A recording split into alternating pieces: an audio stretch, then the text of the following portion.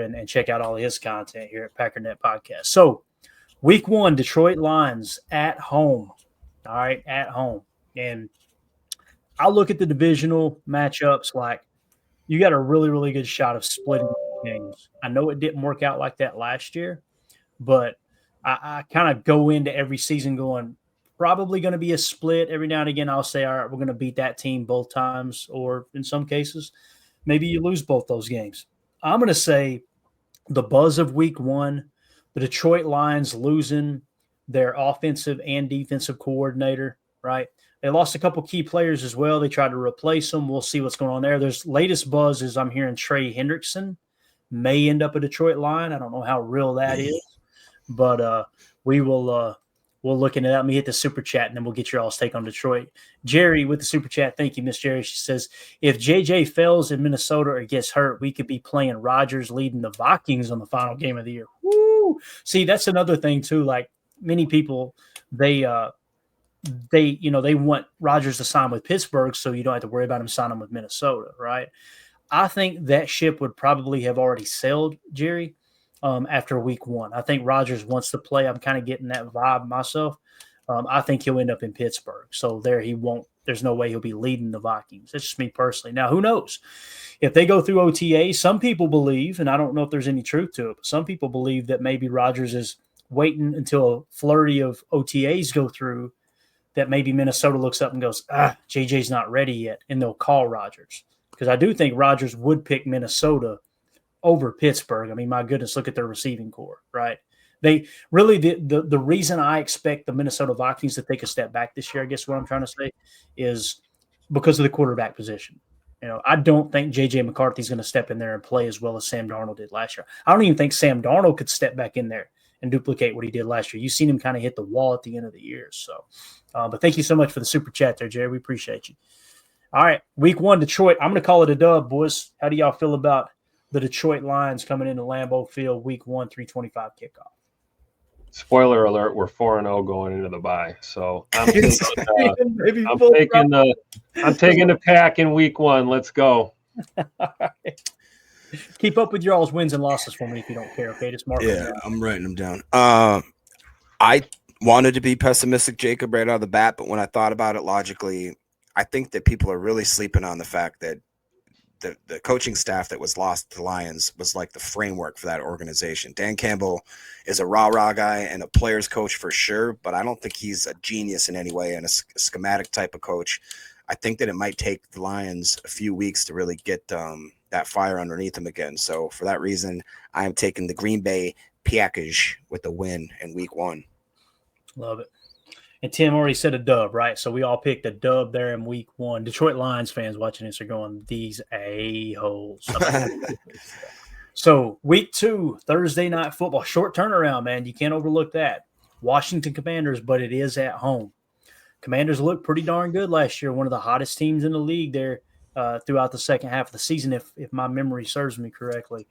That's tough, man. It's you don't want to get caught picking too many home games as a loss.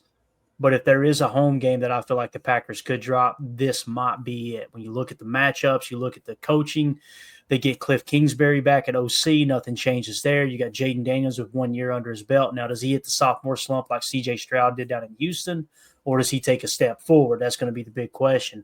And obviously, you've got Dan Quinn. Is that right? I think that's who it is out there. Yep. That's the head coach that completely flipped that defense around. They're also getting Bobby Wagner back. Many people laughed at him for signing Bobby Wagner last year. Not me. Yeah, me either. I was like, I really wanted him on this roster. So with that being said, I want to try to be realistic here. I'm going to say that's a loss against the Commanders just because of the short turnaround mainly. All right. What do you think, Jacob? I know Tim's got it as a dub, if I understood correctly. And Tim, you can add your thoughts into it if you like as well. 31-28 Packers. All right. First of all, I'm not going to be taking shots from some guy in the chat that's supposed to be on the show. Where are you, Emilio? ¿Dónde está? He forgot to remove the watermark on this picture he downloaded off the interweb of this trailer with Rock in it. We know you didn't take that picture, Emilio. You just downloaded it off the internet. So, how many times are you going to come to my press conference late? hell, or not even show up. Go ahead, Jay. I unfortunately am in the same sentiment as you. I reluctantly am going to say that this is a loss, and it's because of the short week, but it's also because of what you kind of just highlighted. I think that Washington's defense is just going to be coming out hot, and they're going to carry over from last year. You talked about how they got Bobby Wagner back, and I think you might see just a little bit of a sloppy offensive outing from the Packers, just because, again, early in the season, super, super early week. So I'm going to go ahead and say that. Got it. And I think we're in the minority. It seems like the majority of everyone in the chat agree with Tim here. As you got Antoine here says, this is a great time to play the Redskins. Oh, I should have said it. Dub all day. All right, so there you go. J. Cole, see, you got me. You got me. That's why you don't read the chat. J. Cole says an L. All right, so he's on board with us there, seeing it the same way. Trying to see if we could just pick out the wins and losses. Everybody in the chat, let us know, okay, when we announce the game. Say win or a loss. You can just do W or a L. Jerry says we'll go 2-0 to start the year. Love it. All right. Chuck says it's a win, right? Coach Lynn says it's a win. The majority of people are saying win. Greg Rice, all good, right? So there you go, Tim. They're on your side tonight here, sir, with that. So it's going to be a shootout. It's going to be a good game. Don't get me wrong. Yeah. I think we sneak away with a win, though. Like it. All right. Up next, week 3, you've got the Cleveland Browns on the road. I think they've still got a whole lot to figure out up there, me personally. So I'm going to count this as a win for the Packers. Tim, I know you got it as a win as well. Jacob, what are you thinking about? I'm going to go with a big old W. As much as I don't like Shadur and just that whole interaction, I think that he probably will end up being their starting quarterback. And even if he is really good, I think he's probably a lot better than people, whatever. I think he will end up being their quarterback, probably by week 3 if he's not the immediate starter. And I just don't think that that's going to go smoothly for him. Got it.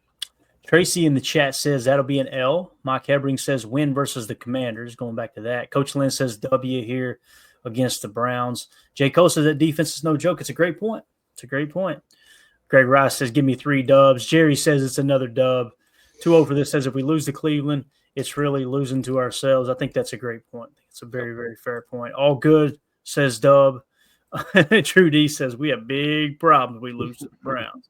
There you go. Tony Holman, dub. Chuck Jaggers, dub. Holmes, dub. United Bates, dub. Coach Lynn says 3-0 to start the season. Boy, that'd be lovely right there. That would be absolutely lovely. All right, moving along here now to the Dallas Cowboys on the road. Yeah, here we go. We got a primetime Sunday night game. All right, we got to get that sound drop back too. I used to love watching Jacob get frustrated when we played that. But Sunday night primetime, Jacob, I'm going to let you go first this time. We know Tim's got a dub here against the Dallas Cowboys on the road. What are you thinking, man? At first I was going to say loss. I just don't think they've got enough puzzle pieces in place. They're so reliant on Dak and CD. Now they obviously added new head coach, right? New head coach. I don't know. I don't have confidence in the Dallas Cowboys still. For whatever reason, I just don't see them as a threat. I think they're the 3rd best team in their division, to be honest. So I want to go ahead and say that's a W. Gotcha. And Tim, man, the Packers are pretty darn successful down there in Jerry World, aren't they, man? Absolutely. For sure. Like I said, 4-0 going into the bye. I don't know if we'll get another boat race, but I think we get out of there with a pretty comfortable win in Jerry World for sure. Yeah. Mike Hebring says 2-2 with the loss to the Cowboys. Got it, Mike. All right. I think it's going to be a close game, and it's going to come down to how well that personnel fits what the new head coach wants to. Is it Schottenheimer? Is that who's down there? Is that Marty Schottenheimer's son that's down there? Or Brian Schottenheimer, maybe? That was Brian Schottenheimer? Yeah. I think that's Marty's son, the late, great Marty Schottenheimer's son. So I'm going to call it a dub, boys. I think we can go down there in Jerry World and get that win. I do. So then, of course, you got the bye week. Only the Chicago Bears lose their bye weeks. Next, you've got week 6 here, Tim. Cincinnati Bengals at home on CBS. 3:25 Central kickoff. How you feeling about that? Jordan Love versus Joe Burrow. We'll see if they got Trey Hendrickson or not. They went and drafted Shamar Stewart in the first round. I'm not too concerned with that, to be honest with you. I think that's a developmental prospect. So what do you think there with Cincy, man? gonna go dub here. We're at home coming off the bye. We've had kind of a up and down track record off the bye week in the past few years. Trending upward coming off bye weeks, especially at home. So yeah, I'm gonna take the dub here. 5-0. Jacob, sir? Well, I'm going to take Tim's logic that he just used and use it to form a different solution. I agree with Tim. We're coming off the bye. Therefore, it's going to be a lackluster performance, and I feel like they're going to come out flat, and it's going to be a little bit of a trap game, and Cincinnati is going to come in with a very, very potent offense passing game, and I'm just worried about that one. So I'm going to unfortunately say that's the second loss. Got it. And I'm going to say a dub there against Cincy. And again, I had them going 3-1 in the first quarter of the season, starting off the second quarter of the season with a win here against Cincy. Next, you got Sunday, October 19th, on the road against the Arizona Cardinals. That's tough traveling all the way across the country. It is a 7-day turnaround, so you're good there. You got plenty of rest, obviously. On the road to the Arizona Cardinals. I'm going to call that a dub, boys. I'm going to go dub here. Jacob, how do you see that one, man, on the road in Arizona? Yeah, I just have never believed in Kyler Murray. He does not scare me whatsoever. And who knows? There might be some sort of new Call of Duty coming out that week, so he'll be nose deep in that sucker. The Cardinals did a lot of decent stuff in the draft that I liked, but I don't think that they've done enough to transform their organization into being an actual threat. And that's one. It's another sneaky game that could be a trap game, but I think we're coming out of there with a win.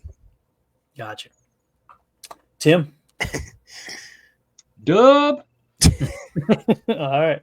I'm with Jacob, though. Probably a little bit closer for comfort than we would like. Like you said, Clayton, you got to look at the schedule and figure one of those games that you should win, that you might blow it, you might lose it, and that's what this Arizona game kind of looks like to me. But I'm going to say they squeak out a win. Got You it. know what, Tim? Baby, let's go. Tim sounds like, did y'all ever see that clip of Nick Swardson on some podcast last year when they're going through the Vikings season games and he just went dub, and he picked like, I think he went 17-1, and that's what they dub. Hell, he wasn't too far off of the Vikings. They won 14 games, didn't they? Dang. All right. So, yeah, again, I had the dub there on the road in Arizona. Next, you got on the road in Pittsburgh, Sunday Night Football, right? I'm going to call this one a loss, boys. I'm going to chalk this one up as a loss on the road in Pittsburgh for Week 8. What say you, Tim? Yeah, I agree. All right. Jacob? First loss on my board. Man, I'm weirdly confident. I don't care if it's Rodgers.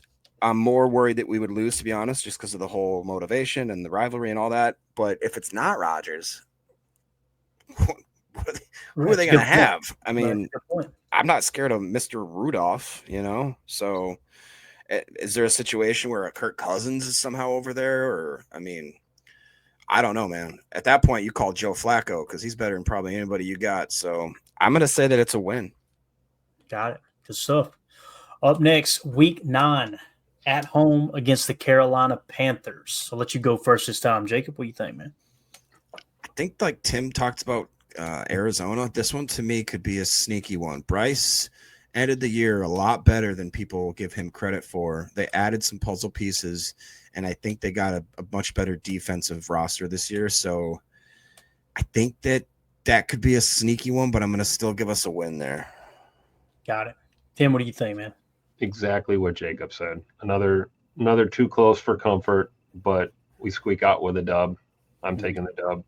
I'm taking the dub as well. So first quarter of the season, I had them 3-1. Second quarter, 3-1 as well. So I've got them sitting at 6-2 right now. And it looks like most people in the chat have them at 7-1. However, Mike Hebring says with the win over the Panthers, he'd have them at 5-3. So he's just one loss behind, one win behind me there. So, hey, listen, man, if you're telling me we'd be, 5-3 or like I said, a 6-2 after Week 9, I'm feeling pretty good about us. All right, let's create some real momentum going into the second half of the season, that type of thing. So, next, you got the Monday Night Football matchup against the Philadelphia Eagles. Man, I can't help but think what would have happened if we hadn't fumbled that opening kickoff, man.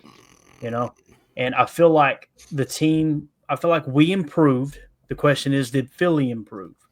And you know, I'm sure they did to a certain extent. They did lose Milton Williams. I want to say they lost somebody on offense as well. That was someone in the trenches, but it's tough for me to pick that one as a win there against the reigning Super Bowl champions. Now, can they do it? Absolutely. And if they do it, that's going to be that game, Tim. That all right. Look, this might be LaFleur's year, right? If you can kind of get over that hump with Philly playing bully ball, but like I think Bates said here, and he's in the Philly area. Philly lost a lot on D there, so looks like the majority of the people are picking win there, maybe or maybe not. Let's see here. Greg Rice said loss. Mike Hebrings does a win, right? Let's go. All right, all good says a loss versus the Eagles. I'm going to go loss here. I'm going to try to curb the enthusiasm for me anyway. So, what do you guys see in Philly there? Monday Night Football, prime time, at home, at Lambeau, Semper Fi, Marine Corps birthday, and it's a freaking package game. Let's go. We're beating the Eagles at home Monday night. Are we allowed to be pro Marine Corps here? I'm not sure, because somebody in the YouTube comments earlier today said that they didn't like our politics because we supported the American flag. Oh, Marine Corps ain't got nothing to do with politics, man. It's got everything to do with kicking ass. Tim, I don't know. Some of these people in these Twitter streets nowadays, it seems like everything has something to do with politics. But anyway, go ahead, Jacob. What do you think, man? Whew, I tell you what, Tim just convinced me. He changed my vote. I was going to say loss, but Tim just got me quite excited. Shiver me timbers. I think that because of those reasons, and I just the recency bias, the Eagles, it's going to be tough for them to continue the dominant. Jan almost everywhere. It's going to be hard for them to carry. I still think of the Eagles as the Super Bowl reigning champs, but it's very rare that teams retain that much power and just absolute. I guess winningness throughout every year into year. And like you said, they did lose a lot on that defense. Week 10, let's do it. I'm going to go with Tim. Tim sold me. I got to win. Packers walk off. Brandon McMoney game-winning field goal. Okay, see, I'm feeling so un-American right now going with a loss here. I'm feeling like a sap, dude. Unbelievable. I'm going to stick to the loss, all right, because I'm just picking games here. I hope they boat race the Eagles, and I raise my voice for a reason because I'm feeling very un-American right now. But Tim, I didn't know Clayton was yellow. Yellow belly.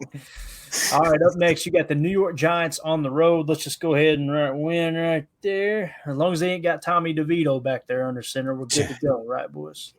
So, what do y'all think? Win or a loss here, Jacob? Dub. Give me the dub. Tim, we don't have to spend a lot of time on this, do we, Bo? I would say dub, but I mean, you could get Russ, you could get Jameis Winston, could get old Tommy Cutlets. Is he still on the roster, Tommy Cutlets? I think he is. I think so. Yeah, they got four. Who did they just draft? Didn't they just draft a quarterback? Jackson Dart, didn't they? Yeah, so Jackson Dart, pick a quarterback. I mean, I don't know. I'm joking. I think it's a dub. He still does play for the Giants. I'm getting worried now. What'd you go with, Tim? Dub. Love it. All right. Next, at home against the Minnesota Vikings, 12 noon kickoff. I'm going to call that a dub, boys. I like our chances there at home at Lambeau against the Vikings. What say you, Tim? I feel like we're going to split with them this year. And they usually lose at home and then win on the road. That seems to have been the trend these past couple of years. But I'm going to go with you, Clay. I think we handle business at home. Dub against the Vikings. 24-21. Let's go. Jacob? I think I'm going to unfortunately disagree, and I'm going to say that we drop the first match against the Vikings, and we come around on the back end and split them 1-1. So I'm going to go with the loss there.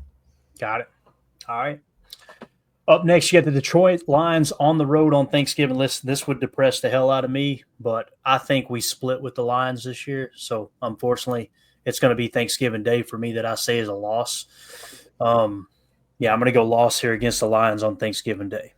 What about you, Tim? I am going to respectfully 100% disagree. Belt to ass on Thanksgiving. 2-0 against the Lions this year. Oh, Get it done. Dub. that would be awesome, dude. That would be absolutely awesome. Take back the North, right, Jacob? What do you think, man? Oh man, we're coming off of a short week again. Only 4 days. It's away. Let's get out of there. I didn't It's think. Thanksgiving. Unfortunately, this is going to be the first and only back-to-back losing games for the Packers this year. Got it. All right. Up next, at home, December 7th against the Chicago Bears. I'm going to chalk that one up as a dub. What say you got? That picture of Halfley is so perfect for moments like that. Oh, it is, dude. It's great. What do you think here, Jacob, against the Chicago Bears at home? We're going to be absolutely eating bear jerky because we already are going to be, we ate all the turkey. Now we're just shifting over to bear jerky, and we're going to wash out the bad taste in our mouth from the last 2 losses. We're going to just wipe the floor with the Bears. It's going to be embarrassing. Embarrassing. Get it? I see what you did there. Yeah. He's here all night, ladies and gentlemen. He is. No, I'm not. I got to go to work. That's terrible. Got to get the poll. No, I think we're going to come off that dub. So we'll go from this to this back-to-back dub against the Bears. Let's go. That's what I'm talking You ready to go? All right. Up next, you've got the Denver Broncos 2-0 for this. Not even the Pope can save the Bears. There you go. God, that was hilarious watching them run victory laps about him being a Cubs fan and ended up being a White Sox fan. Did you guys see that on Twitter? Yeah. His brother came out in the meeting. Was like, "Hey, boys, he's been a lifelong White Sox fan." Cubs are like swing and a miss. Love to see it. Anyway, Denver Broncos on the road, December 14th. That's a tough one there, I think, man. Denver's a hard place to play, man. That's a loud stadium. I think Sean Payton, going to be one year closer to being, more prepared. I think Bo Nix 1 year under his belt. That's a tough one for me, man. I think I'm gonna chalk that one up as a loss on the road. If it was at Lambeau, I'd feel a lot better about it. But I'm gonna say, although it could be a Brandon McManus return game to Denver, right? Yeah. What if it came down to a big 61-yard field goal and Money McManus? Tough place to kick, man. Tough place to kick the football. But if anybody knows how to kick at Mile High, it's definitely McMoney. So I don't know, man. I think I'm with you though, Clay. I think that's probably an L. I hate to say it. All right, Jacob, what do you think, man? That will be, unfortunately, 3 losses in 4 weeks for the Packers. Don't panic. I think you'll like the way that the season ends. I'm just saying. Stick around. We're taking a commercial break. All right. Up next on the road against the Chicago Bears. That's going to be the week of Christmas. I'm going to say Dub City right there. So the Packers going to win that one. Tim, what do you think, man? Yep, I'll take it. It's the Bears. They still suck. Dub. Jacob? Yes, the Bears do still suck, and the good Lord Baby Santa would never let us ruin Christmas with the Chicago Bears winning, even during Christmas. Heard it from a fan right here. Yep. There you go. All right. Next, you get the Baltimore Ravens at home, boys. To me, that's going to be that. If we're kind of in the playoff hunt, right? Maybe we have the playoffs locked up by then, or we feel really good, 70, 80% chance of making the playoffs. That's going to be that game. All right, are we playing big boy football or not? Is this team ready to compete for a Super Bowl type thing?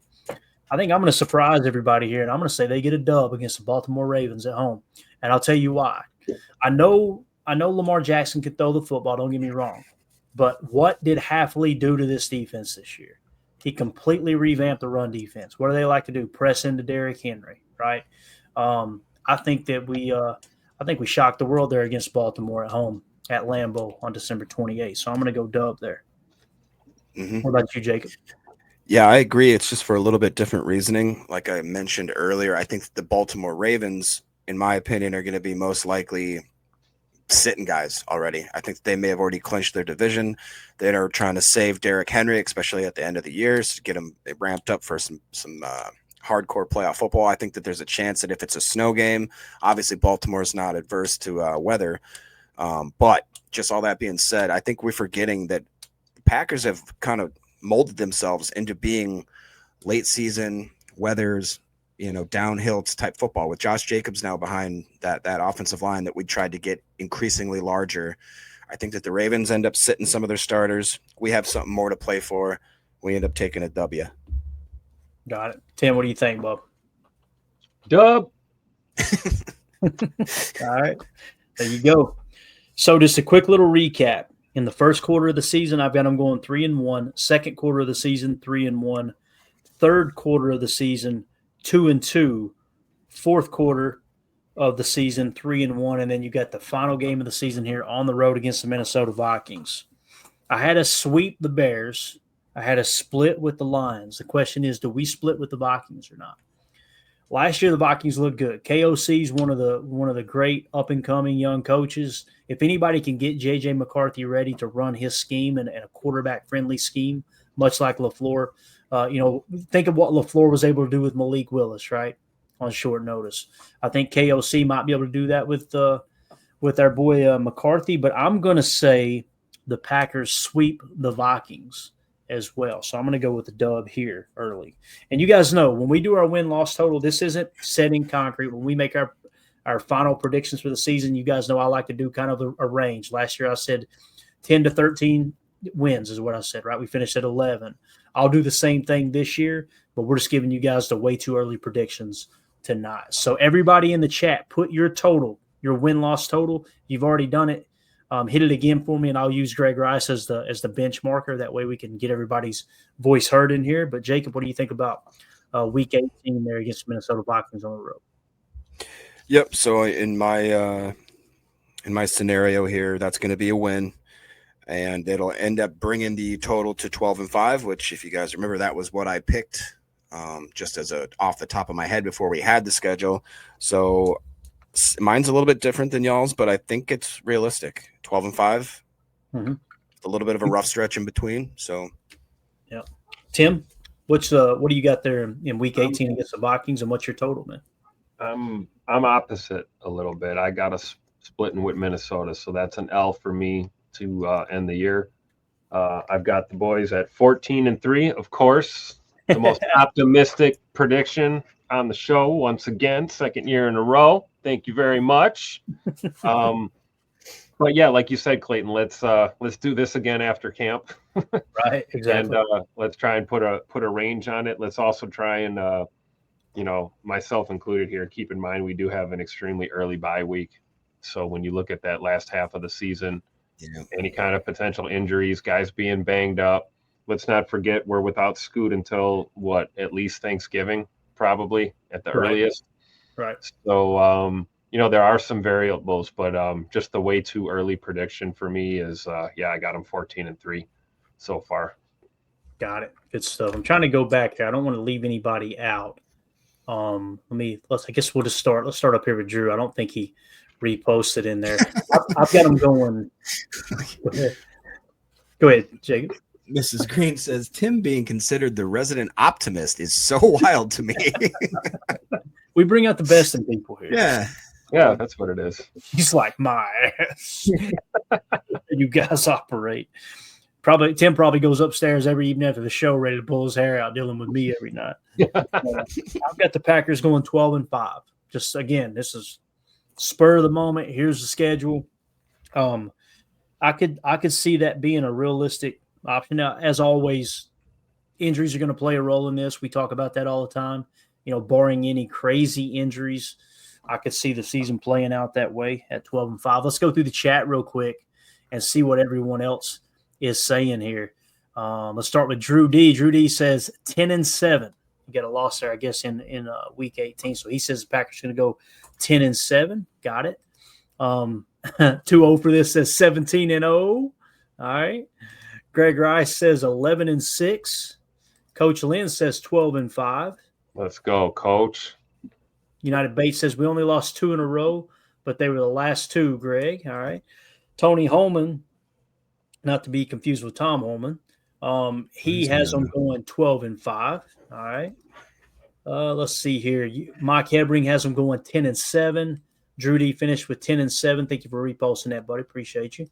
Holmes says 11-13. I think Holmes is on the pop tonight. We'll see. I don't know. Not sure what that was about. I think he might have meant. Now he couldn't have been 11-3. That doesn't add up either. Maybe 11-13 wins. Oh, gotcha. There you go, Holmes. Good stuff, man. Thank you for deciphering that, Jacob. Michael Swan in the chat says 12-5. CJN says 11-6. Antoine says 12-5, but 10-13 wins. All right, got it. That's kind of.